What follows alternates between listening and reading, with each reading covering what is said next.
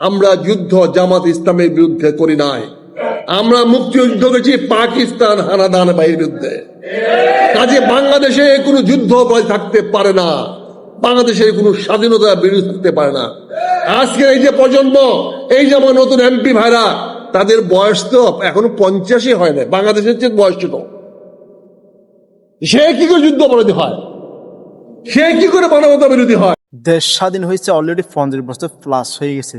স্বাধীনতার চেতনা দোহাই দিয়ে দিয়ে একটা ট্যাগ শুধু রাজাকার আলবদর সদবদর এগুলো বলে বলে শুধু দেশের 12টা বাজানো ছাড়া আর কিছু করতে পারে না তারা।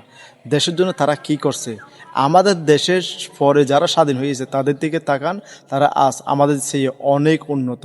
আমরা যে জায়গায় আছি সেই জায়গাতে গিয়েছি, আমরা শুধু চ্যাম্পিয়ন হই দুর্নীতিতে, আমরা শুধু চ্যাম্পিয়ন হই মানে বিভিন্ন সাদাবাজি, এগুলোতে আমরা শুধু চ্যাম্পিয়ন হই। কিন্তু দেশটাকে উন্নয়নশীল করবে সেরকম আজ পর্যন্ত দেশপ্রেমিক সরকার আজ পর্যন্ত আমরা দেখতে পাই নাই।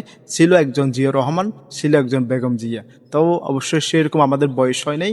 বর্তমান যিনি সরকার আছে জানি না সে কতটুকু আমাদের আশা পূরণ করতে পারে। অবশ্যই আসলে এগুলো রাজাকার আলবদর সদবদর এগুলো বলে আসলে দেশকে উন্নয়ন করা যায় না, এগুলো থেকে বের হয়ে আসতে পারবে। আপনারা আবার এই মুক্তিযুদ্ধকে আবার ট্যাগ লাগিয়ে দিবেন না সে রাজাকার ছিল।